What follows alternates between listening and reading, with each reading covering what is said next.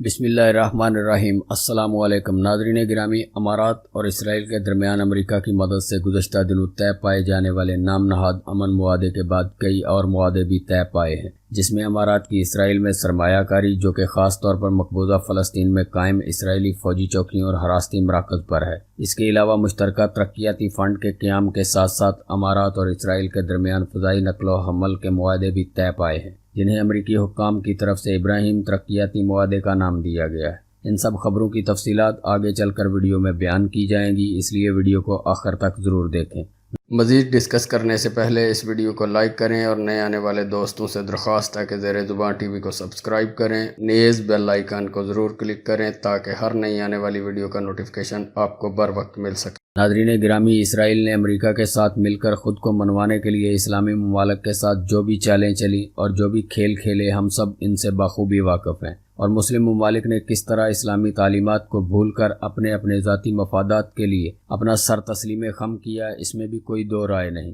ناظرین، امارات نے امریکہ کے کہنے پر نہ صرف اسرائیل کو باقاعدہ طور پر تسلیم کیا، بلکہ اب ڈالروں کے لالچ اور اپنی امریکہ کے ساتھ دوستی کے لیے انسانیت کی تذلیل کی تمام حدیں پار کرتے ہوئے اسرائیل کے ساتھ یکے بعد دیگرے کئی اور معاہدے کر ڈالے ہیں۔ تفصیلات کے مطابق گزشتہ دنوں اماراتی حکومتی وفد نے اسرائیل کا دورہ کیا ہے، جس میں امارات کے معاون برائے وزارت خارجہ عمر غباش، دبئی کے حاکم کے بھائی حمدان بن راشد المختوم، وزیر خزانہ وزیر اقتصادیات سلطان سعید المنصوری، عبداللہ بن توکل مرری کے علاوہ دیگر عہدیدار شامل تھے۔ سب سے پہلے معاہدے میں امارات اسرائیل میں سرمایہ کاری کرے گا۔ اس سرمایہ کاری کی مدد سے اسرائیل مقبوضہ فلسطینی شہروں میں قائم کی گئی اسرائیلی فوجی چیک پوسٹوں اور حراستی مراکز کو اپ گریڈ کرنے کے علاوہ مزید نئے حراستی مراکز بھی قائم کرے گا۔ اس طرح امارات کا سرمایہ براہ راست اسرائیلی فوجی حراستی مراکز اور مظلوم فلسطینیوں کو اذیتیں دینے کے لیے قائم کردہ چیک پوسٹوں پر استعمال کیا جائے گا۔ امارات کا مقبوضہ فلسطینی علاقوں میں اسرائیلی چیک پوسٹوں کے لیے سرمایہ فراہم کرنا نہ صرف باعث تشویش ہے، بلکہ امارات کا ایک مسلم ملک ہونے کے ناطے باعث شرم بھی ہے، کیونکہ اس سرمایہ کی وجہ سے مقبوضہ فلسطینی علاقوں میں صہیونی ریاست کی طرف سے انسانی حقوق کی پامالیوں میں اضافے کا خدشہ ہے، جس پر انسانی حقوق کی تنظیمیں بھی امارات کے ان اقدامات کی مذمت کرتے ہوئے سراپا احتجاج ہیں۔ جنیوا میں قائم بین الاقوامی انسانی حقوق کے گروپ یورو مڈل ایسٹ نے امارات کی مذمت کرتے ہوئے اپنے ایک بیان میں کہا ہے کہ امارات کو چاہیے کہ اسرائیل کے ساتھ معاہدوں کے دوران فلسطینیوں کے